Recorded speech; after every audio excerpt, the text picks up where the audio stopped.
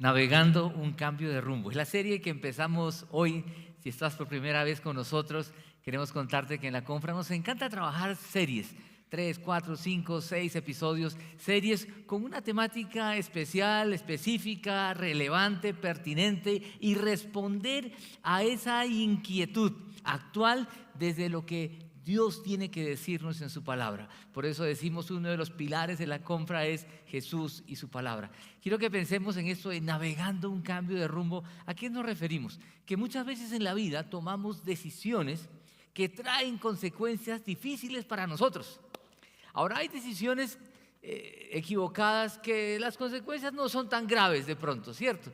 Que de pronto usted salió una noche desabrigado y al día siguiente amaneció con gripa. Ahora que está dando tantas gripas, bueno, a no ser que se convierta en una bronquitis o una pulmonía.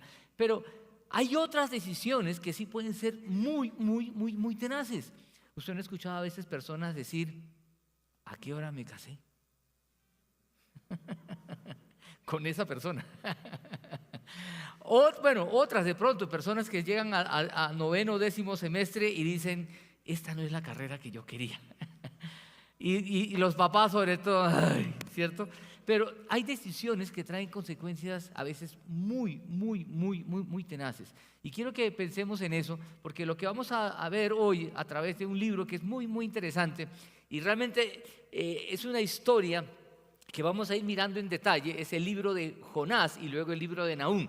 Son dos profetas que aparecen en el Antiguo Testamento y quiero que pensemos que los profetas aparecen en momentos específicos para decirle al pueblo cómo debe reorientar la vida. Y quiero que pensemos en esto porque cuando pensamos en Jonás pensamos en su desobediencia, pero quiero que pensemos que hay muchos aspectos en los cuales uno de manera inconsciente puede estar desobedeciendo. Es decir, puede estar seguro que lo que está haciendo es esto lo que debo hacer y tengo razones para hacerlo. Y a la larga puedo estar sufriendo las consecuencias de tomar ese rumbo. Por eso creo que siempre debemos tener la humildad y la sensibilidad para reorientar la vida y estar evaluando y pensando si estoy yendo por el rumbo correcto. ¿Sí? Como cuando usted viaja, bueno, ahora tenemos muchas ventajas, ¿cierto? Que Google Maps, que tenemos que poner Waze, etcétera.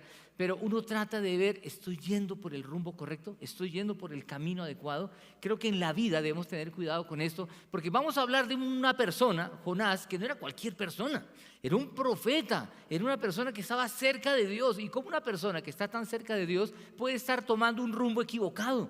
Entonces, ¿cuánto más tú y yo podemos estar tomando rumbos equivocados en diferentes aspectos de la vida? Y estar equivocándonos y estar convencidos de que estoy haciendo lo correcto. Entonces, cuando pensamos en esto de navegando un cambio de rumbo, es primero pensar, hoy queremos hablar de cuando vamos en la dirección incorrecta. ¿Qué sucede cuando voy en la dirección incorrecta? ¿Qué pasa cuando realmente tomo un camino equivocado y lo que es tenaz? Pensar que eso sí es lo correcto, pienso que eso sí. No es aquella persona que desobedece deliberadamente. Por poner un ejemplo, la Biblia dice que los casados debemos ser fieles y alguien propone deliberadamente, yo voy a ser infiel, una canita al aire. Es alguien que deliberadamente lo está haciendo. Pero hay otras personas que pueden caer en eso de manera sutil y luego pensar, por eso la expresión, yo no sé cómo pasó. Y uno se pone a pensar, yo no sé cómo pasó. Si uno echa para atrás, sí se va a dar cuenta cómo fue que pasó. Entonces, quiero que pensemos en eso. La pregunta es, ¿qué sucede cuando voy en la dirección incorrecta? Y quiero que vayamos al relato. Este es un relato, ojo, y aquí quiero hacer una claridad. Algunas personas cuando leen esta historia, antes de leer el texto, piensan que eso es como una historia, un cuento, un mito, etc. Dicen eso no puede haber sido cierto, porque quienes han leído la historia recuerden que este profeta lo tiran al mar, se lo come una ballena, bueno, un pez, dice, grande, pero nos seducen, tuvo que haber sido una ballena. Miren, al margen de que lo creas o no, alguien podrá decir, no, yo no creo eso. Personalmente lo creo que hay evidencias históricas. Jonás fue un personaje histórico y creo que esto fue un relato real y está registrado en la palabra de Dios. Pero si aún así tú dices yo no creo esto, mire, yo quiero que no te quedes allí, sino que puedas pensar en las lecciones que tiene este relato para la vida, que son supremamente fundamentales y pertinentes, relevantes para ti y para mí.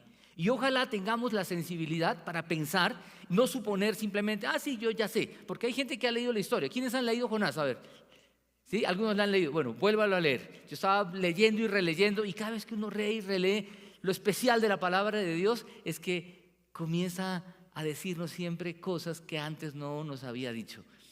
Es una historia, otra vez, muy, muy, muy interesante. Los que no la han leído, léanla, y los que ya la han leído, vuélvanla a leer, pero ojalá con esa sensibilidad de pensar qué tiene que ver esto conmigo. Y quiero que vayamos al pasaje. Dice, la palabra del Señor vino a Jonás. Miren, ahí solo el inicio es algo tan precioso. La palabra del Señor vino a Jonás. Uno piensa en esto y dice, ¿cuántas veces la palabra de Dios ha llegado a su vida? Yo espero que hoy sea una oportunidad, que la palabra de Dios llegue a nosotros. Vino a Jonás. Jonás, un hombre especial, un hombre que Dios escogió, y dice hijo de Amitai. Acá hay dos detalles importantes. Jonás significa como paloma. Uno podría pensar, algunos dicen paloma mensajera porque él tenía que llevar un mensaje. Amitai es el papá, que significa verdadero o fiel. Pero vino palabra de Dios a este hombre, y la palabra de Dios le dice, levántate y ve a la gran ciudad de Nínive y proclama contra ella que su maldad ha llegado hasta mi presencia. Aquí ya hay mucho para pensar. Primero, Nínive era la capital del imperio asirio, el imperio de turno. Y Asiria, los asirios eran muy crueles, supremamente crueles. Ellos a los pueblos que los conquistaban los torturaban, los maltrataban, los desmembraban. O sea, era un pueblo atroz, feroz, terrible, devastador, espantoso. Entonces, cuando Dios le dice a Jonás, ve y proclama contra ella que su maldad ha llegado hasta mi presencia. Miren una cosa, la maldad que ocurre en este mundo, acá hay una enseñanza también muy importante, no es ajena a Dios. ¿Usted puede pensar en maldad en este tiempo? No solamente piensa en la maldad que le hizo el vecino, el esposo, el hermano, el primo, el papá. La maldad que hay en las noticias, todo tipo de maldad. Mire, las maldades no son ajenas a la presencia de Dios. Dios vio a este imperio de turno cometer atrocidades y Dios no fue ajeno a esto. Y por eso le habla a Jonás y le dice, proclama contra ella. Tenía que ir y decirles lo que ustedes están haciendo. Y esto aquí, solo estos dos versículos son para meditar y reflexionar, porque miren, a nadie le gusta que le digan sus maldades, ¿o sí? Normalmente cuando a alguien le dicen algo, miren en las relaciones más cercanas, en la pareja, solo cuando la esposa la esposa le dice al esposo o al revés. Lo difícil que es, ¿o es fácil para usted? No es fácil. Con los hijos, ¿sí? Los hermanos. A nadie le gusta, y hay gente que a veces viene y le dice, usted es el pastor, vaya y dígale. A nadie le gusta, en pocas palabras, que le canten la tabla. Y Jonás tiene que ir y decirle, pero cuando uno lee el relato, recuerden muchos detalles, solamente adelantándome un poco. Jonás, en últimas, es enviado a ese lugar. ¿Jonás quiere ir o no quiere ir? Ustedes los que han leído.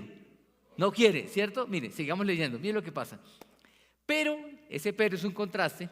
Pero, en vez de obedecer, Jonás, ¿qué hizo? Huyó. Y vean los verbos aquí y la secuencia de decisiones. Huyó del Señor, se dirigió a Tarsis, ¿sí? Bajó a Jope, donde encontró un barco. Miren, huyó, se dirigió, bajó a Jope. Ahora, Tarsis, ¿dónde queda? Él tenía que ir ¿a dónde? A Nínive. Eso quedaba como al nororiente. Y él se va hacia el otro lado. El viaje a Tarsis más o menos era unos 780, 800 kilómetros. Lejos, y más para esa época, ¿cierto? Pero él coge un camino más largo. Se va hacia Tarsis, que eso queda casi a 4.000 kilómetros, al otro lado, mucho más lejos. Y miren los verbos, se dirige, baja, encontró un barco que zarpaba rumbo a Tarsis, pagó su pasaje y se embarcó con los que iban a esa ciudad, huyendo así del Señor. Uno se pone a pensar aquí, oiga, ¿por qué Dios no trancó esto? ¿Por qué Dios no hizo que la plata se le perdiera? Pagó el pasaje, eso debe haber sido caro porque el viaje era largo, pero él asumió todo esto. Lo que quiero que pensemos aquí, cuando uno ve a una persona huyendo de lo que Dios le está diciendo, uno pensaría que Dios lo tranque de pronto. Dios no pone ningún obstáculo para que él siga desobedeciendo, pero vean la secuencia de decisiones. Hay personas que a veces dicen, yo no sé cómo sucedió. Una persona que cayó en infidelidad, por ejemplo. Hay muchos casos de eso, ¿cierto? Y personas incluso maduras espiritualmente, con mucho tiempo caminando con el Señor y dicen, yo no sé cómo pasó. ¿Saben cómo pasó? Es una serie de decisiones. Todo empezó con un café. luego un segundo café, luego un almuerzo, ¿sí? ¿Cómo se dan las relaciones? Es poco a poco. Usted quiere cultivar una relación, empiece de a poquitos. Por eso cuando hablamos de buscar un compañero de oración, hablamos a alguien del mismo género. Pero si usted como hombre va a buscar una mujer o una mujer va a buscar un hombre y es su paño de lágrimas, miren, ese involucramiento debe darse con su pareja, no con otras personas. Yo no sé cómo pasó, fue gradual. Lo mismo cuando una persona, por ejemplo, personas que han cometido errores o han pecado en robo, yo no sé cómo pasó. Primero vio la plata, vio la posibilidad. ¿Cuántos controlan eso? Y comienza a pensar, y es lo que Santiago nos dice, uno comienza a cavilar, le da vuelta, le da vuelta, le da vuelta, hasta que al final lo hace. Por eso la idea es, apenas el pensamiento llega a nuestra cabeza, quítelo. Por eso Martín Lutero decía, tú no puedes evitar que los pájaros revoloteen sobre tu cabeza, pero sí puedes evitar que aniden en ella. Entonces, en mi mente puede llegar un pensamiento malo en cuanto al dinero, en cuanto a la relación con el sexo opuesto, en cuanto a relaciones humanas, en general, cualquier tema. Es más, el tema que más es, en el cual más somos susceptibles a caer. En la debilidad en la cual cada uno tiene, puede llegar el pensamiento. La idea es que lo quite. Aquí este hombre no lo quita, él lo sigue pensando, se dirige, durante el camino se imagina lo que él habrá estado pensando y cuando llega, encontró el barco, de pronto hasta lo espiritualizó, ve, el Señor proveyó un barco. Y luego va y paga, ay, hasta el Señor me dio la plata, ¿sí? Y se embarca y se va. Yo recuerdo un hombre que trabajaba de cajero en un banco, un cajero, y él pasaba por una situación económica difícil y contando plata todos los días. Y un día recibió una cantidad de plata de más, ¿sí? Alguien se equivocó consignando, ¿sí? Eso fue hace mucho tiempo y el hombre recibió la plata y era una cantidad justa la que él necesitaba para pagar unas cuentas. ¿Se imaginan eso? Y él dijo, ve, el Señor provee. El Señor provee. ¿Se dan cuenta de lo que está pasando? O sea, hay alguien que por error consignó de más, él recibió la plata, se hizo el bobo, ¿sí? Y aquí lo que quiero decir es cuando una persona quiere desobedecer, muchas veces espiritualiza o racionaliza o normaliza, como quiera llamarlo, su pecado. Y debemos tener cuidado con esto porque sabiendo lo que tenemos que hacer, de manera muy sutil podemos estar haciendo lo contrario. Y aquí Jonás no es cualquier persona. Siempre decimos Jonás el desobediente. Jonás era un profeta de Dios, un hombre que aparece en el Antiguo Testamento, es citado también por el Señor Jesús. Por tanto, estamos hablando de una persona madura, importante. Y Jonás en estas de huir, de desobedecer al Señor, ¿cómo llegó a eso? ¿Cómo fue posible eso? Y uno se pone a pensar, no solamente en este tiempo, hay ejemplos bíblicos. ¿Cómo es posible que el rey David, el dulce cantor de Israel, haya cometido semejante pecado de adulterio con todos los agravantes de ley, premeditación, alevosía, ventaja, mató a alguien?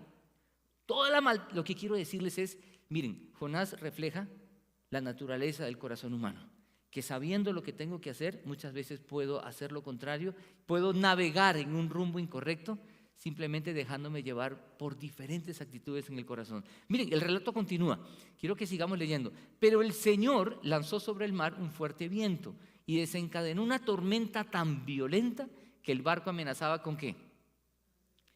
¿Saben qué me hace pensar cuando leo esto y lo resalté? El Señor lanzó sobre el mar un fuerte viento. ¿Por qué Dios no se buscó otra persona? Si este tipo se quiere ir a Tarsis, mire, váyase, gaste su plata, coma ese viaje tan largo, sufra ese viaje tan largo, 4,000 kilómetros, yo me busco otra persona. Es más, usted y yo no habríamos hecho eso. Si alguien hace, pues yo busco otro. ¿Por qué el Señor no buscó otro profeta? ¿Era el único que había acaso? Pero lo que me gusta del relato es que Dios actúa porque como que no quiere dejar a Jonás en esas. No quiere dejar a Jonás en esas. No se busca otro profeta. Y eso me hace pensar que Dios es paciente contigo y conmigo. Que cuando nosotros metemos la pata y navegamos en un rumbo incorrecto, en una dirección incorrecta, Dios no nos desecha, sino que Dios insiste con nosotros. Lanza una tormenta, un fuerte viento y se desencadena una cosa tenaz. Jonás empieza a sufrir las consecuencias de ir en una dirección incorrecta. Sigue el relato, miren. Dice, todos los marineros tenían ¿qué? Esto también llama la atención porque un marinero está acostumbrado a eso. En una oportunidad tuve que hacer, los que conozcan, no sé si alguien habrá ido a las Islas Ballestas, eso queda al sur de Lima. Eso hay que salir temprano porque pues a mediodía ya la marea está más alta. Y la primera vez que hice ese viaje fue con un grupo, éramos como 15 haciendo ese viaje. Y salimos de puerto y salimos tarde, en vez de salir 6, 7 de la mañana. En esa época salía muy temprano, ahora ya hay embarcaciones más grandes. Salimos casi como a las 11 de la mañana y el hombre, por ganarse el billete, dijo: yo los llevo, muchachos. Y nos subimos allá como unos 15 tipos, bueno, entre hombres y mujeres, y arrancamos. Yo nací en Lima, soy colombiano por adopción, la mitad de la vida en Colombia, pero Lima es costa, yo soy costeño, yo molesto a los costeños, digo, yo también soy costeño, pero del Pacífico. Pero miren, estar en alta mar, cuando pienso en este relato, los marineros tenían miedo. Cogimos esa lancha nosotros yendo a las Islas Ballestas y cuando salimos de la bahía, el viento era tan fuerte que literal yo veía las olas como una pared aquí y la barca abajo, y luego la cosa arriba y uno veía el agua abajo. Y había un señor con 2 niños que los abrazaba, yo los miraba y decía, esto parecía como el Titanic, ¿cierto? Y vi unas tablas por ahí, Rosita estaba ahí a mi lado, y le dije, ya comencé a planear el naufragio. Le dije, mira, tú coges esa tabla, estos niños acá. Pues yo iba tranquilo mientras el hombre que manejaba la lancha iba tranquilo, el tipo iba tranquilo. Cuando al tipo lo vi pálido y que temblando, dije, uy, esto es grave. Sí, esto es grave. Y había gente que se puso hasta a orar, ¿sí? Como pasó también aquí, van a ver ahorita. Dice, Señor, Padrecito. Entonces me dio hasta mal genio. Le dije, sí, ahora sí se acuerdan del Señor, ¿no? Muchos desgraciados, pero bueno, gracias al Señor. Miren, de verdad que fue un susto muy grande, ¿sí? Unos eran por acá trasbocando, otros por allá. Eso fue una cosa, pero terrible. ¿Usted se imagina eso de verdad? Ver las olas hacia arriba y uno abajo. Y luego, Dios bendito. Al fin pudimos salir, el tipo decidió devolverse, no llegamos al destino, tocó devolverse, pero recordaba cuando leía esto, todos los marineros tenían miedo, que un marinero tenga miedo, que usted y yo tengamos miedo, pero un marinero, y que cada uno clamaba a su Dios. Ahí sí la gente se acuerda de Dios. Miren, cuando usted y yo clamamos a Dios, solo cuando estamos en la inmunda, estamos como cualquier persona de estas que clama a su Dios. Deberíamos clamar a Dios todo el tiempo. Pero dice, clama a su Dios. Y arrojaron el cargamento al mar para aligerar el barco. Jonás, en cambio, había bajado al fondo de la nave. ¿Para qué? Para acostarse y dormía profundamente. Algunas traducciones dicen roncaba. Entonces, imagínense al mugre este. Él era el culpable de todo esto. Y quiero que también noten algo. Cómo la desobediencia de Jonás causa consecuencias a la gente que lo rodea. O sea, miren, tiraron el cargamento. Si usted hubiera estado en esa nave, que tiren su carga por culpa de este tipo, ¿sí? O sea, lo que quiero que notemos es que cuando vamos en la dirección incorrecta, cuando navegamos en un rumbo incorrecto, hay consecuencias. Ahora usted me dirá, no, yo estoy yendo bien. Por eso la pregunta que quiero que siempre pensemos es, en este libro, es, ¿hay algún aspecto de nuestra vida en la cual de pronto estoy navegando de manera incorrecta y convencido que estoy haciendo lo correcto? Porque ¿saben qué es lo que él quería? Él no quería ir a proclamar contra Nínive, porque lo que él pensaba es, y lo vamos a ver más adelante, es, no quiero hablarle a esa gente, porque qué tal Dios en su misericordia los perdona, y yo quiero que Dios los juzgue. Como usted y yo a veces cuando vemos tanta maldad en las noticias, tanta maldad, lo que está pasando en tantos lados del mundo, y uno dice, qué crueldad. Recuerden algo, delante de Dios, ninguna maldad quedará en la impunidad. En esta tierra sí, ante los tribunales humanos, muchas situaciones quedarán en la impunidad, pero delante de Dios no. Y eso es una voz de esperanza y una voz de advertencia. De esperanza, porque las injusticias de las cuales hemos sido objeto no van a quedar impunes. Pero también las injusticias que hayamos cometido tampoco, porque Dios las va a juzgar. Por eso digo, es una voz de esperanza, pero también una voz de advertencia. Nuestra desobediencia, navegar en una dirección incorrecta en la vida, en algún aspecto de la vida, trae consecuencias terribles para nosotros y para quienes nos rodean. Y miren el siguiente versículo, quiero que sigamos avanzando. Dice que el capitán del barco se le acercó y le dijo, ¿cómo puedes estar durmiendo? levántate, clama a tu Dios, quizá tenga piedad de nosotros y perezcamos. Esto de clama a tu Dios es como había gente que tenía diferentes creencias, como que todo el mundo haga lo que sabe hacer a ver si algo funciona. Eso me acuerdo cuando un hombre llegó a la iglesia que tenía a la hija enferma y dijo, yo vengo porque a ver si oran por mi hija. Estoy yendo a todo lado a ver si alguno, Dios le responde. Como prueben de todo. Pero ¿saben qué es importante en este verso? Me llama la atención. Cuando dice levántate, esta misma expresión es la que Dios usa en el versículo 2, cuando dice levántate y proclama. Acá es la misma expresión. Yo creo que cuando Jonás escuchó esa palabra, él hizo como ¿sí? Recordó y dijo, oiga, ¿qué pasa? Yo estaba dormido y me levantan y Dios también me dijo, levántate y ve y proclama, y ahora levántate y clama. Este tipo estaba dormido, él había sido el causante de todo y la gente está totalmente sufriendo las consecuencias de lo que él ha hecho. Sigamos avanzando, miren, ¿qué pasa cuando vamos en la dirección incorrecta? Los marineros por su parte se dijeron unos a otros, vamos, echemos suertes para averiguar quién tiene la culpa de que nos haya venido este desastre. Así lo hicieron. Y la suerte cayó o recayó en Jonás. Ahí uno se levanta preguntas, ¿cómo así que suertes? O sea, quiere decir que Dios también, miren, Dios muchas veces se vale de muchas cosas. A lo largo de la historia de la salvación, de la historia de la revelación, Dios ha usado hasta animales, ¿sí? Recuerden cuando Dios usó una mula para amonestar a Balaam.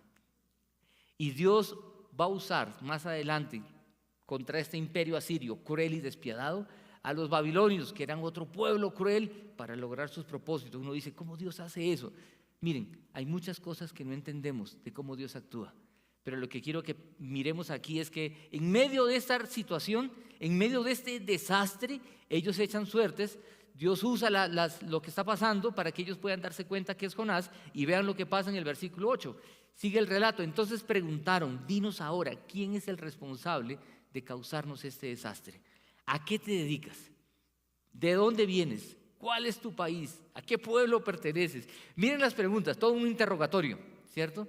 Todo un interrogatorio. Uno puede imaginar ahí a Jonás en medio de todas esas preguntas, que por cierto, creo que son preguntas muy importantes que nosotros también debemos hacernos, porque ante los desastres que vivimos hoy, esto es pensar en la identidad. ¿Quién eres? Y él responde, él va a responder. Miren lo que dice el versículo siguiente, el versículo 9. Él responde y dice, soy hebreo y temo al Señor, Dios del cielo que hizo el mar y la tierra, firme respondió. Oiga, acá esto es como irónico. ¿Cómo así que temo al Señor y estás huyendo? Miren otra vez lo que estamos diciendo. Cuando leemos esta historia, pensemos, estamos hablando de una persona muy importante para su pueblo. Estamos hablando de una persona que sufría en carne propia las maldades de ese imperio de turno. Una persona que sabe que Dios hizo el cielo y la tierra y el mar, dice, pero él está deliberadamente yendo en una dirección incorrecta. ¿Cómo es posible eso? Es posible porque los seres humanos somos tan frágiles, tan pecadores, que podemos pensar que estamos bien y no estarlo. Por eso sentirse bien no significa estar bien. Escuche bien, sentirse bien no significa estar bien. Algunas personas creen porque yo voy a la iglesia, oro, leo la Biblia, ofrendo, doy para misiones, etcétera, debo estar bien. Él podía decir, miren, soy hebreo, soy del pueblo de Dios, temo a Dios. Él no conocía los relatos de Dios, cómo sacó al pueblo de Egipto, todos los milagros poderosos. Él sabía todo. Estamos hablando de alguien que hoy podríamos decir es de muchos años en la iglesia, que ha leído la Biblia muchas veces, pero está haciendo algo y sabe quién es Dios y está haciendo algo contrario a la voluntad de Dios. Porque en la mente de él, su mentalidad es, yo no voy a hacer esto porque esa gente debe pagar por su maldad. Miren cómo prevalecen sus prejuicios, cómo prevalecen sus pensamientos, sus criterios. ¿Se han puesto a pensar por qué desobedecemos muchas veces? Uno desobedece porque cree que obedecer no es lo mejor. Y desobedeciendo voy a hacer realmente lo que es correcto. Entonces, miren, esto es supremamente importante porque es tan sutil que yo pueda estar haciendo algo incorrecto, navegando en dirección incorrecta. El relato continúa. Miren, quiero que avancemos porque el tiempo nos va a ganar. Dice, al oír esto los marineros, porque ellos habían escuchado del pueblo hebreo y todas las historias, dice, se aterraron aún más. Y como sabían que Jonás huía del Señor, pues él mismo lo había contado y le dijeron, ¿qué es lo que has hecho? Miren, ¿quiénes lo amonestan? ¿Quiénes lo están amonestando? Los que no conocen del Señor. Yo recuerdo una época de mi vida que estaba viviendo un momento muy difícil y estaba preocupado y estaba intranquilo, y se me acercó un amigo que no conoce de Jesús y me dijo, oye, te veo como intranquilo. Sí, le cuento, y él me mira y me dice, ¿y tú estás orando, leyendo, haciendo esas vainas que tú haces? Y justo había estado leyendo poco y orando poco. Digo, pues poco. Y él, siendo una persona que no era un seguidor de Jesús, me dice, pues debes hacerle, viejo. Cuando tú haces eso, te veo bien. Cuando aflojas, veo... Yo decía, vean, hasta este tipo me dice, ¿cómo Dios puede usar hasta una mula? Bueno, una mula no es un buen amigo. Pero lo que quiero que pensemos es, miren, esta gente que no conoce al Señor, solo por referencia, le dice a él, ¿qué es lo que has hecho? ¿Sí? Le llama la atención que personas que no están en sintonía con el Señor lo amonestan y tratan de hacerle caer en cuenta. El relato continúa, quiero que sigamos leyendo, de verdad que es interesante cada detalle, pero el mar iba enfureciéndose más y más. Imagínense eso. Yo leía esto y pensaba y recordaba cuando yo estaba en ese momento, mar adentro, decía, oiga, y que se enfurezca más, qué susto, qué miedo. Así que preguntaron, ¿qué haremos contigo para que el mar se calme? Y él contesta, no sé de dónde se le ocurrió a Jonás, pero la pregunta es, ¿por qué? Miren el versículo 12. Dice Jonás la siguiente, por favor, miren. Tómenme y lánceme al mar, verán que el mar se calmará. Le respondió, yo sé bien que por mi culpa se ha desatado sobre ustedes esta terrible tormenta. Yo no sé a dónde se le ocurrió el échenme al mar, pero ¿saben qué pasa? Y para ir abreviando un poquito y lean el relato, dicen que los marineros se pusieron a dudar, ¿qué hacemos? Y lo que ellos dijeron es, hay que remar. Y se esfuerzan por regresar a tierra seca, porque dicen, lanzarlo al mar, ¿qué significaba? Que se muera. ¿Sí? Imagínense el mar embravecido y tirarlo al mar, eso es la muerte de este tipo. No, hay que remar. Y comienzan a hacer esfuerzos por llegar a tierra seca y no pueden. Los marineros no pueden. Y comienzan ellos a pensar y dicen, ¿qué vamos a hacer? Y ellos, estos que no son temerosos de Dios, dice que claman a Dios. Y le dicen, Señor, ¿qué vamos a hacer? Vamos a morir por culpa de este tipo, ¿sí? Pero también echarlo al mar es su muerte. ¿Qué hacemos? Y no saben qué hacer, y al ver que la cosa ya es terrible, deciden lo que probablemente muchos dirían, es mejor que muera uno a que mueran todos, y lo echan al mar. La decisión, al parecer, para los marineros no fue fácil. No fue como que una vez se imagina que, uy, este desgraciado, por culpa de él tuvimos que echar el cargamento. No fue tan fácil, pero lo echan al mar, ¿sí? Y vamos un poco más adelante, miren lo que pasa. Dicen, cuando lo echan al mar, así que tomaron a Jonás, lo lanzaron al agua y la furia del mar se aplacó. Uno comienza a recordar cuando Jesús en alta mar dice y ordena a que el viento pare y el mar se calme. Algo así pasó aquí, se aplacó todo. Al ver esto, se apoderó de ellos, de los que estaban en la nave, un profundo temor del Señor, y le ofrecieron un sacrificio e hicieron promesas. Miren, las personas que no temían al Señor, que no seguían al Dios de la Escritura, ahora tienen miedo y temen. Hay lecciones aquí interesantes, ¿no? Como esta gente, cómo Dios usa aún todas las circunstancias terribles y espantosas, inexplicables, Dios en su soberanía, para que esta gente ahora tema al Señor, ofrezca sacrificios. No sé qué sacrificios ofrecieron, todavía habían animales, de pronto alguno que no habían echado al agua, pero dice que hicieron promesas. ¿Qué promesas hicieron? Tampoco dice el texto, pero Dios usando circunstancias totalmente inexplicables, que es para que esta gente también clame al Señor. Pero miren, este relato tiene muchos detalles y termina el versículo 17, el capítulo 1 así: el Señor por su parte dispuso un enorme pez, por eso la gente deduce que ballena, para que se tragara a Jonás, quien pasó 3 días y 3 noches en su vientre. No hay más detalles, uno pregunta, ¿sabía nadar? ¿No sabía nadar? Pero miren, ¿qué quiero que notemos aquí? Y me llama la atención esto: el Señor por su parte dispuso. Muchas veces las situaciones difíciles de la vida que vivimos, no significa que todas, No significa que todos los momentos difíciles son dispuestos por el Señor, pero sí hay muchas situaciones que son puestas por el Señor para que nosotros podamos reorientar la vida. Hay otras que no quiero que también pensemos que todo lo que nos ocurre, usted sale de aquí, se estrella y no, Dios dispuso que me estrellara. Si usted iba distraído, ¿sí?, con el celular en la mano, pues no le eche la culpa a Dios. Hay gente que le echa la culpa a Dios de todo, o le echa la culpa al diablo, ¿cierto? Sale, se tropieza, se cae, ay, el diablo, dije, madre, me puso zancadilla. No, o sea, no es ni el diablo ni de Dios, muchas veces son consecuencias a veces de otros, de nosotros, pero muchas veces lo que quiero que pensemos es por nuestras malas decisiones, por decisiones que tomamos pensando que son correctas. Yo me pongo a pensar en Jonás, que él diciendo, Señor, esa gente tiene que pagar por todas sus maldades. Y no creo que esa gente merezca tu perdón. Un hombre que conocía de Dios, que tenía temor de Dios, pero Dios dispone algo para que este hombre cambie de rumbo y cambie de dirección. Me hace pensar, cuando leía esto que Dios dispone, que en el Nuevo Testamento el apóstol Pablo dice algo en Romanos 8:28. Dice algo, miren, quiero que lo vean aquí en pantalla. Ahora bien, sabemos que Dios dispone todas las cosas, ¿para qué? Para el bien de quienes lo aman. Dios amando a Jonás y no permitiendo que Jonás siga en un rumbo incorrecto. Los que han sido llamados de acuerdo con su propósito, Dios dispone. ¿Saben qué al leer este relato, qué pienso?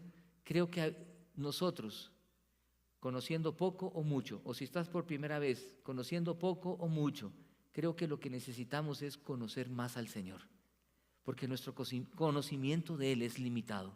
Y muchas veces podemos presumir conocer más. Y muchas veces leyendo este texto escuchaba a personas decir, mire, Jonás del dormilón, la iglesia está dormida, despierten. Despierta tú, despierto yo, cada uno. ¿Qué estoy haciendo para que mi entorno cambie y sea diferente y pueda obedecer a Dios en mis finanzas, en mi matrimonio, con mis hijos, con mi cónyuge, con mis padres, con mis vecinos? Somos muy fáciles para señalar como Jonás, pero es muy difícil a veces evaluar. Por eso, miren, hay una frase que quiero citar de un autor en el libro Dibuja los círculos, hablando de oración. Mark Batterson dice esto, miren, el mayor de nuestros problemas es el concepto tan limitado que tenemos de Dios. Es la causa de todos nuestros males menores. En cambio, un alto concepto de Dios es la solución a todos los demás problemas. Tenemos un concepto limitado de Dios. Jonás pensaba que Dios es solo para ellos. Dios es misericordioso y bueno con mi pueblo. Dios va a perdonar a mi gente. Somos el pueblo escogido por Dios. Yo temo a Dios que hizo el cielo y la tierra.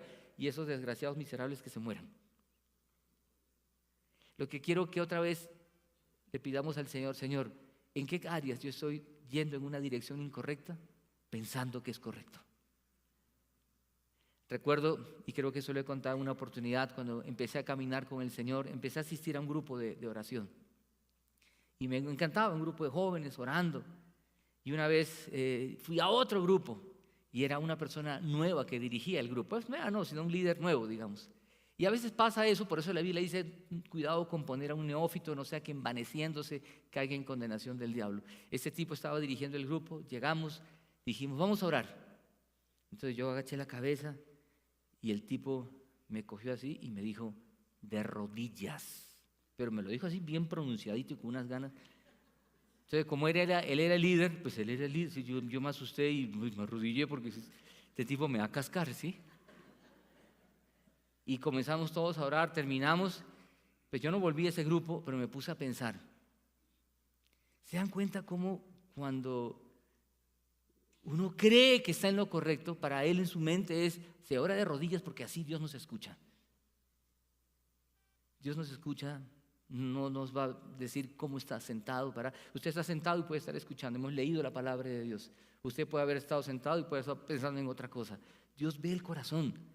El corazón humano es tan perverso que debemos tener cuidado que sutilmente puede ir cogiendo un rumbo incorrecto. Miren, voy terminando, pero pónganme atención. Los fariseos en el Nuevo Testamento, en el primer siglo, que muchas veces uno los ve tan terribles, fariseos, hipócritas, legalistas, ellos empezaron muy bien. Ellos iban por la dirección correcta. Ellos navegaban en un rumbo correcto, cuidando de hacer la voluntad de Dios en todo. Y aparece Jesús, ¿sí? Y les rompe los esquemas. ¿Por qué? Porque ellos, en su deseo de hacer las cosas de manera correcta, pusieron por encima la ley a la persona. Por eso decimos Jesús y su palabra. Primero es la persona. Jesús, queremos amar su palabra, sí, pero amar la persona. Porque hay gente que se queda solo con la palabra y se olvida de la persona. Los fariseos se olvidaron de la persona de Dios y se quedaron solo con la palabra. Y eso se repite vez tras vez y se ha repetido vez tras vez a lo largo de la historia de la salvación. Por eso hay que tener mucho cuidado y mucha sensibilidad espiritual para estar cerca de Dios y no sea que yo esté desobedeciendo de manera racionalizada, pensando que eso es lo que debo hacer, cuando eso no es lo que yo debo hacer. Necesitamos un conocimiento mayor de Dios. La gracia de Dios es más grande de lo que nosotros nos imaginamos. Por eso, a manera de conclusión, quiero ponerle algo aquí en pantalla. Miren, cuando lleguen las tormentas en la vida, el dolor y el sufrimiento como resultado de la desobediencia, reflexionemos, despertemos, oremos y asumamos nuestra responsabilidad. Ir en una dirección incorrecta trae daños a nosotros y a quienes nos rodean. Reconocer que necesitamos un cambio de rumbo en la vida es el primer gran paso para una transformación. Dios nos ama y quiere cumplir sus propósitos en nosotros. Dios amando a Jonás. Yo puedo ver este texto y decir, Dios amando a Jonás y no permitiendo que él siga navegando en un rumbo incorrecto. Una pregunta por eso para pensar y reflexionar. Evalúate con humildad. ¿Hay algún área en tu vida en la que estás yendo por una dirección incorrecta? ¿Hay algún área en mi economía, aún en mi espiritualidad? Hay gente que cree que la espiritualidad se construye de esta manera y no puede pensar que hay de otra. Me encanta un autor cuando habla de un libro que se llama Caminos Sagrados. Él dice, cada persona tiene una manera de encontrarse con Dios y no debemos juzgar a otros. Recuerdo una esposa que le decía al esposo, no lo veo orar, ¿sí? Porque ella tenía su lugar de oración, un lugarcito, algunos lo llaman mi cuarto de oración, otros le ponen más espiritual, mi cuarto de guerra, mire, no importa cómo lo llame, el asunto es que usted ore. ¿Sí me explico? Yo me acuerdo también una persona, después que salió la película y el libro, El cuarto de guerra, me decía, ¿usted tiene su cuarto de guerra? Le digo, no, lo veo mal. Y pastor, ¿sí? Mire, usted puede tener cuarto, no puede tener cuarto, ¿sí? Yo me conecto a Dios con la naturaleza, por ejemplo. Me gusta cuando salgo al campo a montar bicicleta y veo las montañas y comienzo a pensar, ve. Una vez me acuerdo viajando a Medellín, decía, cantando esa canción que no es cristiana, ¿sí? Me gusta el primer traguito de café y ver las montañas, ¿sí? La paz de las montañas. ¿Usted sabe cuál es, cierto? La paz de las montañas. Y Rosita me dice, ¿cuál paz de las montañas? ¿Cuánta gente secuestrada habrá por allá? Digo, no. Yo me conecto viendo la naturaleza. Me encanta abrir la ventana, ver el cielo, ver las nubes. Me encanta conectarme con la naturaleza, ver el mar. Cuando voy a la costa, ver el mar, ahí se me sale lo costeño, ¿sí? Ver el mar y ver ahí en el horizonte donde el cielo se une con el mar. Me conecto con la naturaleza. Cada persona se conecta con Dios de manera distinta. Algunos se están afeitando y están orando, ¿sí? Otros tendrán su cuarto de guerra, tranquilo, ¿sí? Otros en el carro están orando. Cada uno se conecta con Dios de diferentes formas. Y este autor dice, cuidado, cada uno es diferente, somos distintos. El asunto es que te conectes con el Señor, para que nuestro conocimiento de Él sea mayor y podamos entender muchas veces cosas que no entendemos, como Jonás que no entendía. Jonás no entendía a Dios. ¿En qué cosas no estoy entendiendo al Señor? Y necesito entender que Dios quiere que mi vida tome direcciones correctas. ¿Saben? Si todos estuviéramos andando en una dirección correcta, habría una revolución del pueblo de Dios en este tiempo. Y más gente estaría escuchando al Señor. Y voy terminando con esto. Algunos dicen que la iglesia tiene que salir a marchar y a gritar. Miren, yo no encuentro en el Nuevo Testamento a Pablo organizando marchas y protestas. ¿Saben qué hacían ellos? Ellos hablaban de Jesús. Hablaron de Jesús a la gente que los rodeaba, por las casas. Las casas significaban una influencia muy grande, 50, 100 personas, porque eran los empleados y sus familias. Y de esa manera, escúchenme bien, socavaron las bases de muchas enseñanzas contrarias al Evangelio, como por ejemplo la esclavitud en el primer siglo. Si queremos que esta sociedad cambie, piense en quienes tenemos influencia. a nuestro alrededor, vecinos, amigos, compañeros de trabajo, de estudio, colegio, universidad. Creo que navegamos en algunas áreas en direcciones incorrectas, pero que el Espíritu de Dios se encargue de hablar, que habla a nuestro corazón y nos alinee para que vivamos haciendo lo que Dios quiere y navegando en la vida como Él quiere que vivamos. Acompáñenme a orar. Vamos a orar y pedirle al Señor por esto. Señor, cuando vemos este relato y pensamos en un hombre amado por ti como Jonás, en un hombre temeroso de ti, en un hombre conocedor de tu revelación, de tu verdad, Señor, queremos reflexionar con seriedad y pensar que no somos mejores que Jonás, sino que somos tan humanos y tan pecadores que podemos estar tomando decisiones incorrectas que causan daño a la vida, a la nuestra y a quienes nos rodean. Señor, abre nuestros ojos. Un relato como este nos debe llevar a la reflexión y a pensar en qué aspectos de la vida estoy navegando en un rumbo incorrecto. Y Señor, danos esa sensibilidad para evaluar el matrimonio, la familia, el trabajo, el dinero, mi servicio a ti. Señor, las relaciones humanas con la familia extendida. Señor, queremos tener la sensibilidad para pensar cómo tu palabra quiere guiar nuestra vida. Jesús y su palabra, la persona de Jesús y sus enseñanzas, que siempre sean clave y fundamental, el centro de nuestra vida. Queremos amarte más, Señor. Queremos conocerte más y dejar de presumir que te conocemos. Queremos conocerte más. Señor, hay tantas cosas que no entendemos en la vida. No entendemos la situación que vive el mundo con todo lo que está pasando. ¿Por qué tanta mortandad en diferentes latitudes de gente que presume tener la verdad y algunos usando tu nombre y aún tu palabra? Señor, y cuando pensamos también en la maldad cercana, doméstica, cotidiana, Señor, queremos pedirte, obra tú. Queremos conocerte más y queremos actuar. Queremos hacer lo que tú quieres que hagamos. Tú tenías un propósito para la vida de Jonás y tienes un propósito para la vida de nosotros. Gracias por amarnos también a nosotros. Y gracias por no permitir que naveguemos en una dirección incorrecta.